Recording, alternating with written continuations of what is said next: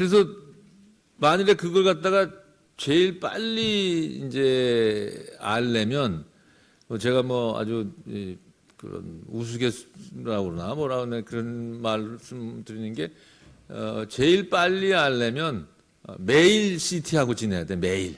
수술 후에 매일 CT 하거나 아니면은 여기다가 지퍼를 달아가지고 매일 열어보아서 이제 뭐 나오는 게 없는지. 근데 그거는 웃기는 얘기죠, 사실. 그렇죠? 그러니까 우리가 이제 그 어떻게 하는 게 가장 효율적이고 그러니까 돈이나 또는 본인한테 해가 덜 하면서 가장 그래도 빨리 발견해서 치료를 해서 그게 도움이 돼. 예를 들면은 조금 빨리 발견하나 조금 늦게 발견하나 치료해가지고 큰 차이가 없다면 그렇게 빨리 발견할 이유가 별로 없는 거죠, 그렇죠? 그리고 그렇다 그러면은 CT 하는 것도 그렇게 빨리 찍을 필요가 없는 거죠, 사실은. 네. 그래서 여러 가지 그런 게 고려가 돼야 되는 겁니다. 그래서 이제 재발 방지용 보조요법이라는 거는 이제 수술 시에 제거되지 않은 눈에 보이지 않는 미세 전이 암 세포를 없애기 위한 치료죠.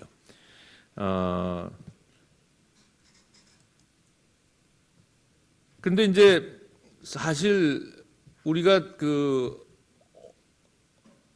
그냥 뭐 이따가 나오겠지만은 재발의 위험이 높은 고위험군이다, 뭐 중위험군이다, 저위험군이다 이렇게 이게 분류를 하고 있지만 그게 다 확률이에요, 확률. 그러니까 예를 들면은 저위험군이라고 해도 만일에 위험이 뭐 5%라고 이제 계산상에 나왔다 치면 5%의 의미하는 건 뭐냐면 100명 그런 환자가 있으면 95명은 재발이 안 되고 5명은 재발된다는 거거든요. 근데 그 중에 내가 어디에 들어갈지 그건 모르는 거죠. 또 반면에 재발 확률이 90%라고 하더라도 100명 중에 90명은 재발하지만 10명은 재발 안 하는 거거든요. 근데 내가 어디에 놓고 할지 모르는 거예요, 사실은. 그러니까 이런 게 있다는 거를 이런 확률이라는 걸 이제 아셔야 됩니다. 그래서 근데 당연히 재발 위험이 뭐 90%라 그러면은 그러면은 그거는 이제 치료를 해야 되지 않을까 이런 생각을 하잖아요. 그러니까 그럴 때 우리가 생각하는 게 치료에 따르는 내가 지불하는 손실이 뭐고 그다음에 얻는 득이 뭔지를 이제 따져야 되는 거죠. 근데 그러니까 이제 그렇다 그러면은 이제 재발이 확실히 됐을 때에 치료를 시작하는 것보다 재발이 안 되고 수술 후에 바로 하면서 치료를 하는 거하고 또 어떤 차이가 있는지를 봐야 되겠죠. 근데 이제 상식적으로 재발이 확인됐다 그러면은 뭐 아까 1cm 정도는 돼야 되는데 그게 이제 뭐 매일 CT 하는 게 아니니까 어떤 때는 뭐 좀 몇 cm 더 컸을 수도 발견할 수도 있고 뭐 그럴 거 아닙니까? 그럴 때 발견했을 때 세포 수하고 그다음에 이제 수술을 했을 때 남아 있는 우리가 모르지만 남아 있는 세포 수랑 비교해 보면 월등하게 이 재발됐을 때가 많겠죠, 그렇죠? 그리고 수술을 했을 때는 세포 수가 몇 개 안 되는 거죠.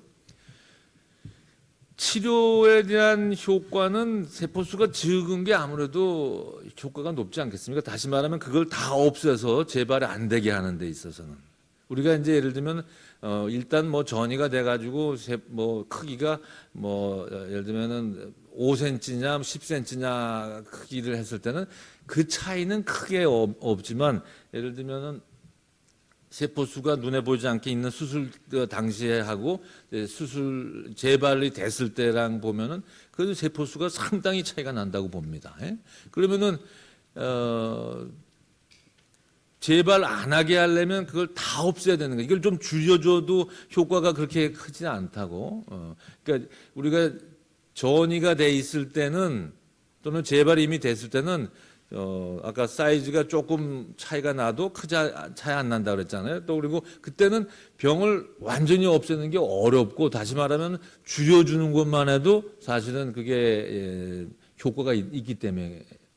그런데 이 재발의 면에서는 사실은 완전히 없애야지만이 재발을 안 하는 거니까 그런 면에서 볼 때는 그건 굉장히 차이가 나는 거죠. 그렇기 때문에 이제 우리가 만일에 재발을 할 환자인데 먼저 치료하는 거랑 그다음에 재발된 다음에 치료하는 거랑 굉장한 차이가 나니까 이거는 먼저 하면은 재발을 안 하게 할 수 있는데 이건 재발이 되는 거 아니에요. 그때 치료하면은 이제 병을 뿌리 뽑을 가능성이 굉장히 떨어지는 거고. 그러니까 이런 차이가 있는데 비해서 이제 실이라 그러면은 내가 약을 먹으면서 글리백이라는 약을 먹으면서 이제 부작용을 안아야 되고 그것도 뭐 지금 이제 3년 동안 해나가야지. 그리고 그 사이에 뭐 또 뭐 검사도 무슨 자주 뭐 해야 되고 돈도 들고 무슨 그 부작용이니까 이런 그걸 이제 따져 볼 때 그 확률이 재발의 확률이 낮은 사람 그러면 예를 들면 아까 말한 5%라고 그러면은 그럼 100명 하는 데서 5명만 재발할 거고 95명은 재발 안 할 건데 그러면은 그런 환자를 다 글리백 치료를 한다면 95명은 내가 재발하지도 않을 건데 그냥 괜히 그 손실만 하고 있는 거죠, 사실은. 5명만 이제 득을 볼 거랍니다. 근데 누가 득을 볼지는 모르는 거고. 그러면 그런 확률에서는 여러분이 아마 뭐 여러분 다른 상황이라 해도 그렇게 안 하죠.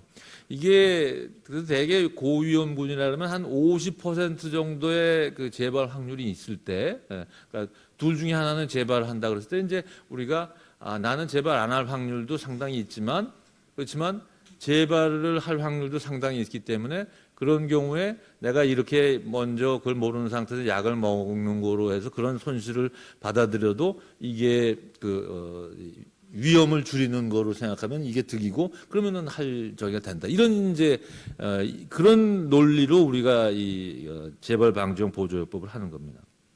자, 그렇기 때문에 또 다른 각도에서 보면 재발 방지용 치료는 수술하고 나서 빨리 시작하면 할수록 좋은 거예요.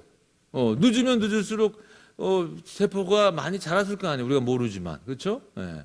그리고 그게 이제 자꾸 시간을 지나다 보면은 어떤 시점에 가서는 사실은 우리가 CT만 찍어보면 재발을 알 건데 CT 안 찍어보고 뭐 만일에 재발 방지용 치료를 했다 그러면 사실은 그거는 재발된 다음에 하는 거랑 아무런 차이가 없는 시점이 있을 거라고요. 그렇죠? 네. 그러니까 그래서 이제 우리가 그거를 근데 이제 또 한편 수술하고 나서 이제 아무래도 뭐 잘 못 먹는 시기도 있을 거고 회복하는 시기도 있을 텐데 그때 이제 약을 먹기 시작하면 아무래도 이제 좀 부담이 되니까 그러니까 이제 상처도 잘 아물고 식사도 잘 하고 몸이 이렇게 그럴 때를 좀 기다렸다가 이제 시작하는 거죠. 뭐 수술하고 바로 시작하면 뭐 오히려 이렇게 이론적으로는 낫지만 이제 잘 견뎌야지 또 이 약도 제대로 먹고 그럴 거 아닙니까? 이제 그런 걸 감안해서 우리가 대개는 이 수술을 해서 절제를 뭐 해내고 이러면은 대개는 한 3주 정도를 이제 합니다. 물론 이제 그거는 대개 우리가 위암이나 이런 것처럼 수술의 범위가 넓은 환자도 3주에 하니까 이 기스는 사실은 뭐 그렇게 광범위하게 림프절 절대도 하지 않고 또는 아까 뭐 우리 외과 선생님 말했지만 아주 뭐 거기 소장에 생긴 건 그거만 딱 떼내기도 하고 뭐 이러니까 수술의 범위가 적어서 금방 회복이 됩니다. 사실 그런 분은 뭐 복강경으로 하기도 하고. 그래서 그런 분들은 더 일찍 시작해도 돼요. 그런데 사실은 지금 현재로는 아직 이제 우리가 일반적인 원칙으로는 3주에 이제 시작을 하는 걸로 되어 있습니다. 그런데 외국에서는 3개월까지도 허용을 하죠. 근데 3개월까지 허용하는 것도 제 생각에는 3개월에 하는 게 더 좋아서 그런 건 아니고 뭐 이런저런 이유에서 안 하다가 늦게 하는 사람도 있고 이랬을 때 이제 3개월까지도 일단 하고 3개월이 넘으면은 그러면 아까 제가 말씀드린 것처럼 우리가 뱃속을 모르니까 세포를 또 현미경을 보는 게 아니니까 그러니까 이게 3개월이 지나면은 벌써 만약에 재발을 한다면 상당히 세포수가 많아져서 우리가 재발을 확인한 다음에 치료를 시작하는 거나 거의 뭐 세포수의 면에서 그렇게 큰 이득이 없다 이런 이제 생각이 되는 거죠. 그렇기 때문에 이제 3개월 정도를 얘기를 하는 거고, 그러니까 빨리 하면 할수록 좋은 거예요. 그래서 우리가 그래서 대개 한 3주에 저희가 시작하는 걸 권합니다. 예, 그다음에 이제 우리가 이런 결정을 할 때는 보조요법을 할 때 득과 실을 이제 따져서 하는 거고. 자, 그러면은 이 보조요법이 그러면은 효과가 입증이 돼 있느냐? 그거는 입증이라는 거는 안 하는 거에 비해서 하는 게 득이 있어야 되는데, 득이라는 거는 이제 우선은 제일 큰 득은 완치를 시키는, 더 많이 시켜야지 되죠. 그러니까 재발 안 하는 게 많아야 되고, 두 번째는 이제 재발은 하더라도 재발까지 기간이, 그러니까 늦게 재발한다든가 이런 식의 이제를 우리가 득이라고 생각할 수 있는 거죠. 그런데 그 중에서도 제일 정의는 완치, 그다음에 생존 기간이 늘어나야 됩니다. 그러니까 재발까지의 기간이 좀 늘어나는 거는 사실은 그렇게 아주 뚜렷한 그런 이득이라고는 못해요. 왜냐하면 재발된 다음에 또 우리 이 글리백이라는 효과적인 치료가 있기 때문에 재발이 빨리 뭐 되더라도 그다음에 또 글리백 치료에서 효과가 있으면은 그러면은 결과적으로 뭐 생존 기간이나 또 완치율에 있어서 차이가 별로 없다면 그러면 사실은 그건 보조요법을 할 이유가 있나 이런 생각이 드는 거죠, 사실은.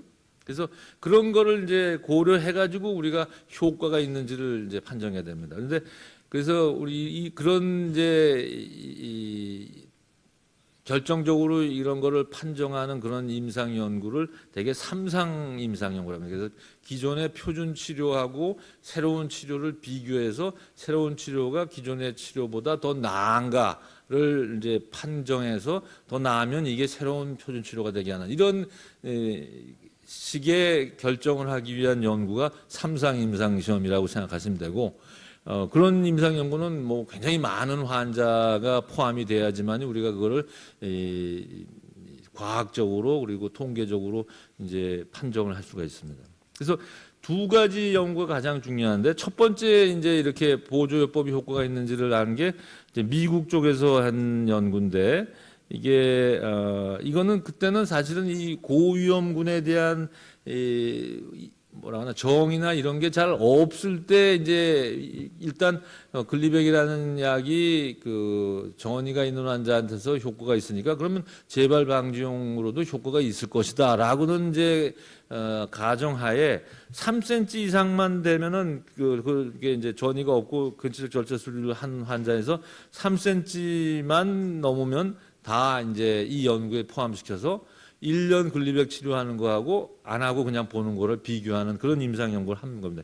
그러니까 글리백하고 위약을 비교한 거죠. 이럴 때 위약을 비교하는 것도 여러분이 아셔야 되니까 아마도 앞으로도 이제 뭐 임상 연구에 참여하실 분들이 있을 수 있는데 그런 경우에 위약을 쓰는 경우가 있습니다. 그거는 왜 그러냐면 여러분이 이제 위약 효과라는 거를 들어보셨을 거예요.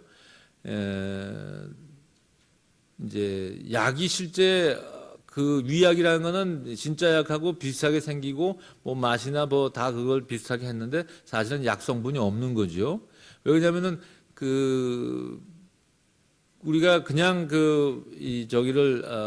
그런 걸 안 하면 약을 주고 이게 사실 효과가 없는 약이라도 이게 굉장히 효과가 있습니다 하고 막 이렇게 하면은 그런 이제 최면이나 이런 저기에서 더 그 사람이 마치 효과가 있는 것처럼 느낄 수도 있고 또 실질적으로는 몸에도 어떤 변화가 일어날 수도 있고 또 어떤 면에서는 이제 그 사람이 그런 걸 들고 나는 이 약을 먹으면 효과가 있을 테니까 이제 딴 것도 뭐 좀 더 내가 더 뭐라거나 희망을 갖고 뭐 해야지 해가지고 뭐 딴 뭐 효과가 있을 수 있는 약이나 뭐 이런 것도 뭐 하고 이래가지고 사실은 그 과학적이지 않은 그런 이제 결과가 나올 수도 있기 때문에 위약하고 이 실제 약을 이제 해서 저도 우리 연구자도 모르고 환자도 모르고 그래서 무작위로 배정이 돼 가지고 그렇게 해서 나온 결과를 비교해야지만이 정말 이 약이 효과가 있구나 이거를 이제 그게 이제 이런 의학에서 새로운 약제의 또는 새로운 치료의 효과를 이제 증명하는 그런 아주 뭐 표준적인 방법입니다. 그래서 여기서도 그런 이제 방법을 쓴 거예요. 그랬더니 재발까지의 생존 기간, 그걸 무재발 생존 기간인데 그게 이제 글리백을 쓴 경우가 위약을 쓰는 경우보다 유의하게 증가시켰어요. 그래서 여기서는 이제 제가 아까 말씀드렸듯이 무재발 생존 기간만 해가지고는 사실은 그게 아주 뭐라 하나 그 득이 되는 그 득의 뭐라 하나 양이라든가 정말 득이 되는지에 대해서 아주 객관적인 지표는 아닙니다. 그렇지만은 이게 워낙 생존 기간이 길기 때문에 일단 무재발 생존 기간의 차이로 해서 미국 그 FDA에서 승인을 2008년에 했고 우리나라도 2009년에 승인을 받았고 그다음에 그 다음에부터 이제 보험 적용이 됐죠. 그래서 2010년부터 우리가 1년 글리백 쓰는 게 이제 표준이 됐습니다. 하지만 이제 1년을 하고 나니까 1년 쓴 다음에 또 조금 있다가 이제 재발하시는 분이 많이 나왔어요, 사실은. 그러니까 이게 1년이 아마 부족하지 않나 해가지고 이거는 이제 이 연구를 통해서 이제 그때 우리가 고위험군을 환자에서 그 1년 저기가 허가된 거고 이때는 그때 당시는 이제 고위험군의 정의가 종양의 크기하고 세포 분열의 수만 갖고 이제 계산을 한 옛날 방식을 사용한 겁니다. 그 다음에 이제 1년이 과연 충분한지 1년 후에 끊은 다음에 이제 재발하는 사람들이 많이 나오기 때문에 그래서 이제 이런 고위험군 환자분한테는 1년보다 더 길게 하는 게 낫지 않겠는가 해서 1년하고 3년을 비교하는 연구가 이제 이 스칸디나비아 및 또 독일에서 한 연구입니다. 이게 2012년에 보고가 됐으니까 이건 아마 2000년대 후반기에 이제 연구가 시작이 된 겁니다. 그래서 이 경우는 이제 재발의 고위험군, 크기, 세포 분열 수 그리고 거기다 이제 종양 파열된 환자가 이제 재발률이 높기 때문에 이제 여기다가 넣어서 이런 기준으로 고위험군을 정해서 이런 환자 400명에서 1년 글리백 치료하는 게 이게 표준이었고 그다음에 3년 글리백 치료하는 게 이제 하면은 더 나을까 해서 이제 이거를 비교한 겁니다. 이거는 위약을 하기가 어렵죠, 이거는. 그래서 이거는 위약 연구는 아니에요. 1년 저거 하고 3년 저기 하는 걸 그냥 비교한 겁니다. 그래서 했더니 3년 치료가 1년 치료보다 무재발 생존 기간이 길어지고 그다음에 또 이거는 뜻밖이었기도 하지만 생존 기간에서 좀 더 연장되는 게 그 증명이 됐어요. 그래서 그러면은 3년 하는 게 1년 하는 것보다는 낫구나라고 이제 인정을 하고 3년으로 이제 연장 승인이 됐죠. 근데 여기서도 우리가 왜 뜻밖이라고 했냐면은 아까 말한 대로 재발이 되더라도 약을 끊은 다음에 재발이 되더라도 글리백을 쓰면 또 효과가 있거든요. 그렇기 때문에 전체 생존 기간에서는 별로 차이가 안 날 가능성을 많이 예상했는데, 근데 뜻밖의 여기서 이제 이게 증명이 됐고, 그다음에 또 이게 좀 더 오래 이제 후에 다시 한번 또 확인해본 결과도 역시 생존 기간이 연장이 된 게 이제 증명이 됐어요. 그래서 이제 3년이 1년보다는 낫다는 거는 뭐 지금 전 세계적으로 다 인정을 하고 있습니다.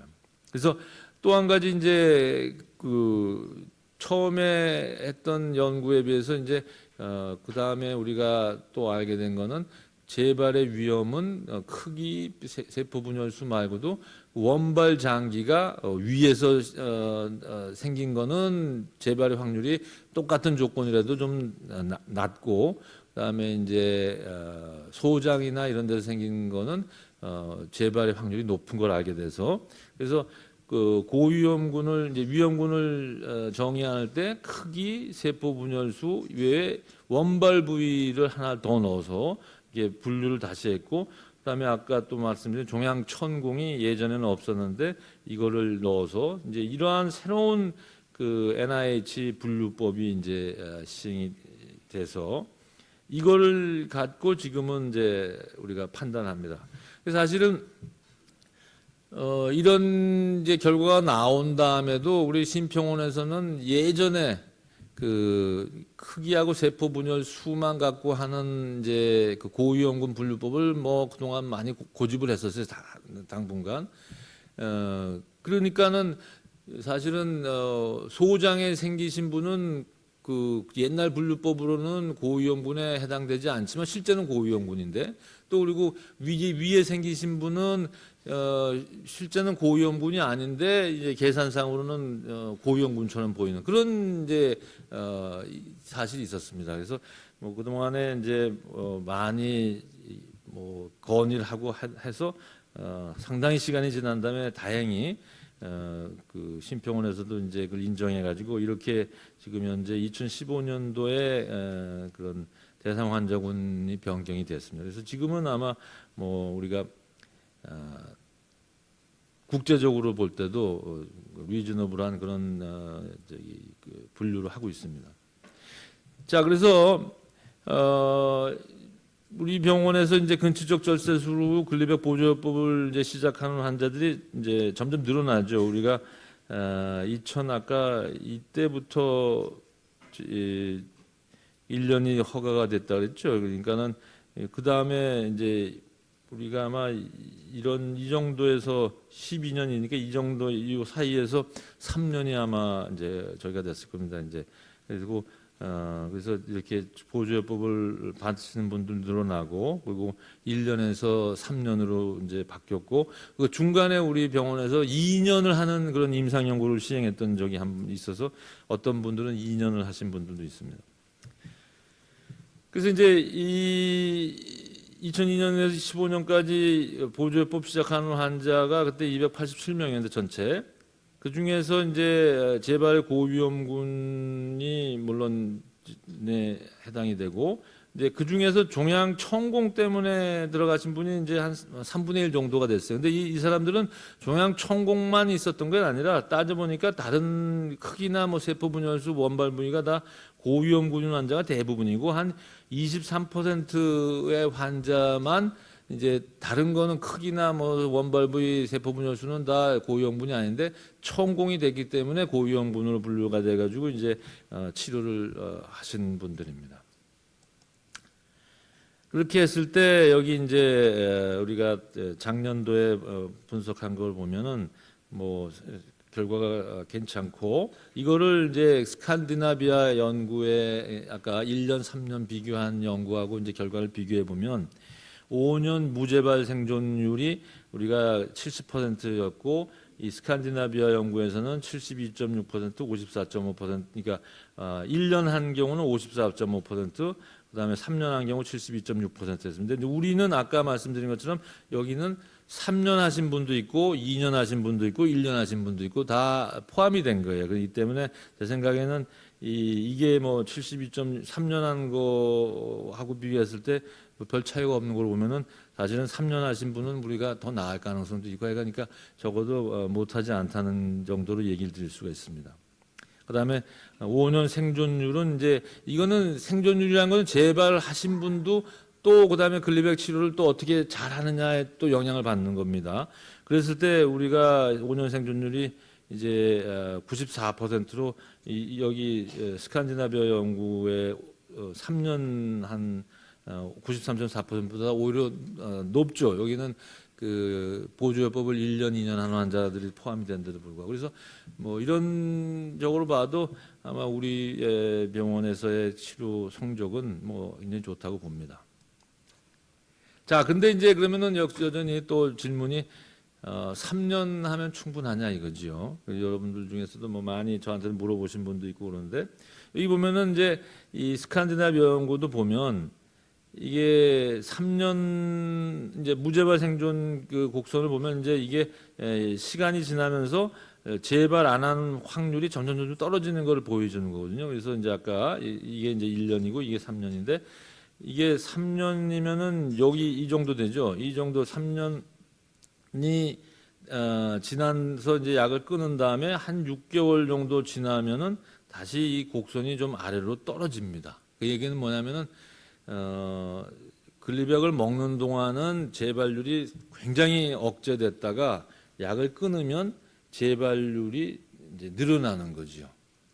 그러니까 3년으로도 다 없어지지 않고 있었던 사람 중에 이제 재발이 확인이 되는 겁니다. 그러니까 이런 걸 보고 3년이 뭐 충분하지는 않다. 이건 뭐 누구도 인정합니다. 사실은 여기 되는 걸 보면. 그렇지만 이제 중요한 거는 또 그러면 뭐 충분하지 않다고 더하면 나은 증거가 있냐 이게 문제죠, 사실은. 자, 그래서 이제 그 다음에 5년을 이제 해본 것들이 또 이제 시도가 됐어요. 근데 뭐 이 5년을 보조법을 하고 또 재발이 어떻게 되는지를 보든지 또 생존을 뭐 얼마가 생존하는지 이걸 보려면 시간이 무지 오래 되는 거죠. 그래서 사실은 이제 그런 비교 삼상하는 연구는 지금 진행 중인데 아직 뭐 결과가 나오려면 한참 있어야 되고 그 전에 이제 그냥 5년 하는 거를 한번 본 연구가 이번에 작년에 이제 일부 보고가 됐어요. 이거는 여기는 이제 한 90명이 이제 그 미국에서 이제 이런 연구에 들어갔는데 여기는 고위험군 환자만 들어간 게 아니라 중위험군 환자도 한 4분의 1 정도 포함이 돼 있어서 그래서 절제한 다음에 보시면 같이 크기가 뭐 2cm 이상, 세포 분열 수가 5개 이상이거나 원발 부위 상관없이 또는 위에 원발 부위 있는 경우는 그냥 5cm 이상. 그러니까 굉장히 그 위험도가 낮은 분도 포함이 된 거예요. 그랬더니 5년 무재발 생존율이 90%. 아까 우리가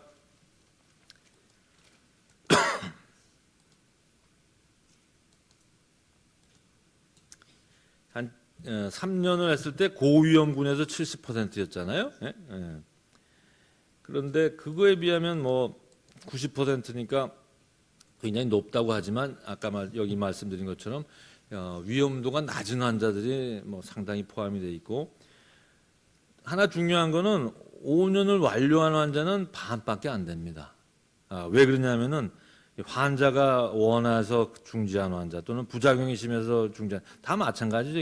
이게 5년 약 먹는 게 뭐 굉장히 힘든 겁니다. 사실은 뭐 이게 먹다가 지쳐서 안 먹는 분도 있고 그다음에 이제 부작용 때문에 뭐 그만두신 분도 있고 물론 재발이 중간에 되거나 이제 사망하신 분도 있지만 그래서 실질적으로 5년을 투여하는 거는 뭐 실질적으로도 굉장히 어려운 일이라는 거를 이제 이런 것이 보여줍니다. 근데 어쨌건 이제 3년이 충분치 않지만 3년보다 그럼 5년 하는 거는 이렇게 어려운 면이지만 그래도 효과면에서 득이 있느냐? 그거는 지금 이제 임상 연구를 하고 있어요. 그렇지만 이거는 이제 시간도 오래 걸리고 그다음에 여전히 아까 말씀드린 똑같은 이유로 재발이 된 다음에 치료를 해도 또 효과가 있으니까 결국은 더 확실한 그 득의 지표인 생존 기간, 생존율에서 득이 있느냐 이거는 아직도 의문시하는 사람들이 많습니다. 자, 그래서 저희가 지금 이제 권해드린 거는 임상 연구에 증명이 되고 더한 것이 보험 적용이 될 때까지는 현재처럼 그냥 보험 적용되는 3년 치료한 후에 뭐 무리하게 무슨 돈을 들여서 더 하는 것보다는 관찰하다가 재발하게 되면 다시 글리백을 보험으로 치료하시는 것이 지금은 저희가 권하는 겁니다. 그게 표준이고 전 세계적으로.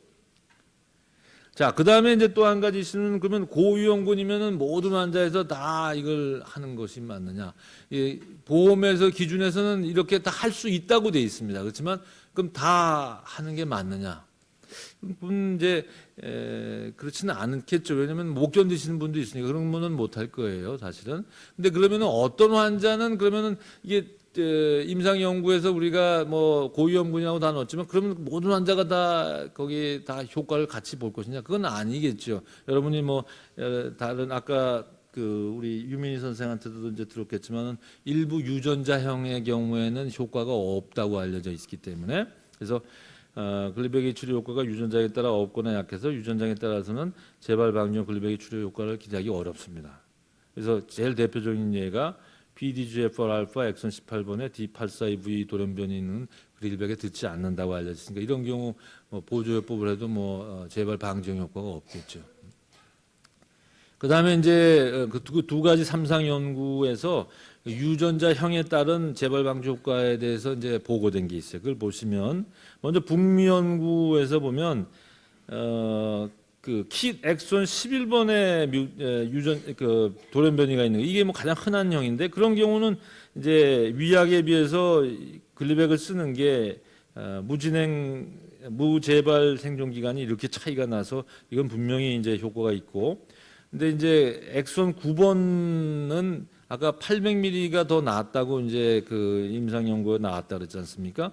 그 경우에는 여기 위약하고 별로 차이가 없어 보입니다. 근데 물론 이 환자 수가 굉장히 적어 13명밖에 안 되기 때문에 사실은 어렵고, 그다음에 이제 유전자 변이가 없는 와일드 타입이라고 하는 이때는 두 곡선이 뭐 거의 일치해서, 그래서 흔한 킷 엑손 11번에 돌연변이가 있는 그 유전자형인 경우는 글리백이 보조요법으로도 분명히 효과가 있다. 그리고 엑손 9번이나 또는 돌연변이가 없는 경우는 이게 확실치 않다. 환자 수도 적고 이러기 때문에 더더구나. 그다음에 이제 스칸디나비아 연구에서 3년하고 1년을 비교했을 때도 여기서는 이제 하느냐 안 하느냐의 문제고, 여기서는 3년 하느냐 1년 하느냐의 문제거든요. 여기 보면은 엑손 11번의 이 경우에는 이 딜리션, 그러니까 이게 결손이 되는 그런 이제 돌연변이가 있는 경우가 가장 이게 커브 차이가 많이 나서 효과가 많다고 보고, 그다음에 이제 이거는 서브스티튜션이라는 거는 결손이 되는 게 아니라 뭐가 치환이 되는 그런 돌연변이가 있는 경우는 조금 덜하지만 여전히 뭐 상당히 있고, 그에 비해서 엑손 9번인 경우에는 또 이 두 커브가 상당히 비슷하게 갑니다. 그래서 역시 아까 하는 게 안 하는 것보다 나은지도 불확실하지만 3년 하는 게 1년 하는 것보다 나은지도 역시 또 불확실합니다. 엑손 9번의 경우에는. 그래서 지금 현재는 킷 엑손 11번의 경우에는 뭐 하는 게 안 하는 것보다도 낫고 3년 하는 게 1년 하는 것보다 낫지만, 다른 유형 뭐 특히 엑손 9번이라든가 또는 돌연변이가 없는 경우에는 좀 불분명하다. 그렇지만 우리가 지금 현재는 다른 대안은 없기 때문에, 그리고 아직 아까 말한 불확실하다고 했지 않습니까? 그렇기 때문에 우리가 유전자양을 이제 보조요법 시작하기 전에 해서 이 안 듣는 돌연변이인 D842V가 딱 나오면 그러면 우리가 그 중지하고 하지 말자고 제가 말씀드리고 있고, 그다음에 돌연변이가 없는 그런 형태거나 또는 엑손 9번에 있는 경우는 일단은 보험이 되니까 하는 거를 원칙으로 합니다. 그렇지만 만일에 뭐 부작용이 뭐 심하거나 또는 환자분이 이런 사실을 이제 인지하고 나는 그러면은 안 하겠다 이렇게 하면은 그건 뭐 제 생각에는 의학적으로도 그걸 뭐 저희가 동의를 합니다. 그래서 왜냐하면은 득보다는 실이 더 많을 가능성이 있기 때문에. 자, 그 다음에 이제 한 가지는 또 질문이, 그러면 저는 소장에서 이제 저걸 했으니 원발부 소장인데 위에 생기신 분보다 그러면 더 재발률이 높습니까? 물어보시는 분들이 있어요. 근데 우리가 보조요법을 받는 분은 다 고위험군 환자에서 받는 거거든요. 먼저 그런 원발부를 고려해서 계산해서 고위험군이 정의가 되는 거니까, 그렇게 해서 고위험군으로 돼서 이제 글리백 그 보조요법을 받는 경우에는 소장에서 생겼든 위장에 생겼든 무진행 생존 기간에 차이가 없어요. 이건 다 어차피 고위험군이기 때문에. 그러니까 그 점은 뭐 별로 걱정은 안 하셔도 됩니다. 자, 그다음에 수술 전 글리백 치료는 아까 뭐 이미 유민희 선생이나 또는 외과 선생님들이 많이 저기를 하셨거든요. 그런데 제가 이제 몇 가지만 더 말씀드리면, 자, 그럼 언제 사실은 이제 글리백 그러니까 수술을 하느냐, 이제 이 문제죠. 그다음에 이제 또 생각해야 될 게, 우리가 수술 이런 경우는 전이가 있는 경우가 아니기 때문에 수술을 하면은 완치를 할 수 있는데, 이게 이제 그 항문을 보존한다든가 뭐 이런 걸 위해 또는 위를 다 안 떼내기 위해서 그런 이제 어떻게 보면은 재발하느냐 안 하느냐보다는 조금 덜한 생명에 덜 직결되는 그런 것 때문에 이제 수술을 미루는 거거든요. 근데 그러다가 뭐 병이 번져가지고 이제 원래 빨리 수술했으면은 재발 안 하고 잘 완치가 될 건데 완치 확률이 뭐 급격하게 떨어진다 그러면은 그건 아주 큰일 아닙니까? 그렇기 때문에 이게 글리백이 들을 건지에 대해서 굉장히 신경을 많이 써야 되는 거예요. 그래서 먼저 뭐 기스인지는 확인해야 되겠죠. 우리가 대개 이제 수술 먼저 하면은 그거 갖고 당연히 조직 검사를 하는데, 근데 이제 먼저 글리백을 쓰려면 수술은 아니고도 조직 검사를 해야 되는데, 문제는 조직 검사가 쉬운 일이 아니에요. 예를 들면 위에 생긴 경우도 아까 저기 내시경을 보시면 알겠지만은 위 점막, 우리가 위 내시경을 통해서 하는 조직 검사는 아주 조그만한 이제 기구를 사용하고, 그거는 사실은 위 점막에 있는 병변을 조금 떼내기에 적절하게 개발이 된 거거든요. 근데 이 기스의 경우에는 그 점막은 멀쩡하고 그 안에 이제 혹이 있는 거거든요. 그러니까 그거를 떼내기가 쉽지가 않아요. 실패하는 경우가 많아요. 그래서 조직 검사를 했는데 다 그냥 정상적인 그런 점막에 있는 뭐 염증이나 이런 것만 보고 실제 이게 무슨 병인지 모르겠다, 이렇게 나오는 경우가 많습니다. 그래서 그런 경우는 특수하게 우리가 더 깊이 조직 검사를 하거나 이런 게 필요하거든요. 그래서 실제 보통 하는 내시경 검사보다는 더 위험과 노력이 필요합니다. 그렇기 때문에 그런 점도 이제 고려가 돼서, 그렇지만 조직 검사를 안 하고는 기스트가 아닐 가능성도 있기 때문에 이런 치료를 할 수는 없는 겁니다. 그다음에 두 번째가 이제 글리백에 듣지 않는 유전자형으로 알려진 게 있기 때문에 조직 검사에서 기스트가 인지도 확인해야 되지만, 그걸 또 이제 유전자형 검사를 해가지고 이게 아닌 걸 확인해야지. 안 그러면 아까 제가 말씀드린 것처럼 수술을 늦추다가 뭐 번져가지고 이제 완치될 가능성을 이제 놓칠 수가 있는 거잖아요.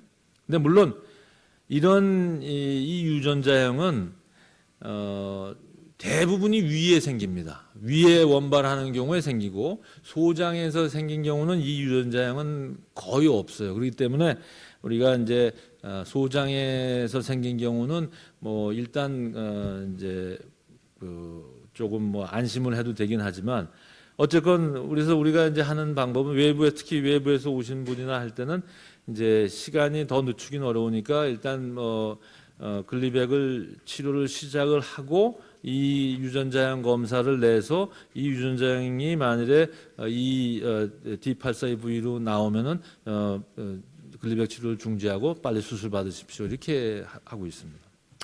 그다음에 이제 이런 유전자형이 아니고 잘 듣는 유전자형이라 하더라도 그래도 다 듣는 건 아니니까 가능하면은 빨리 이게 정말 듣고 있는지 확인해 봐야 되거든요.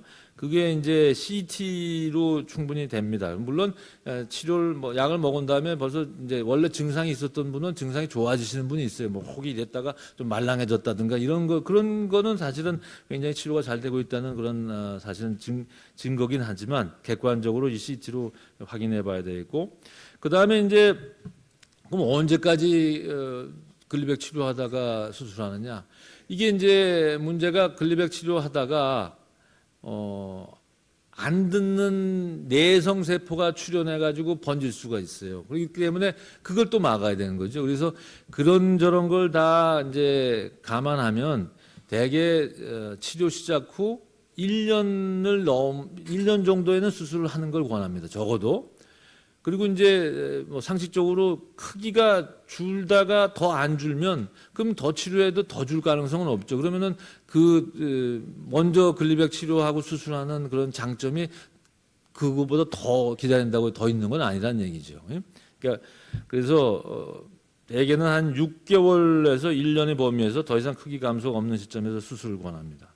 그다음에 이제 수술이 한 다음에도 이제 그러면 보조요법을 할 것이냐, 이 부분을 결정할 때 사실은 이제 워낙 우리가 이제 재발의 위험도를 따지는 이제 보조요법을 결정하는 이제 이전에 아까 수술 후에 결정은 이전에 글리백 치료를 안 받았는 상태에서 이제 봐서 크기하고 세포 분열수를 따진 거잖아요.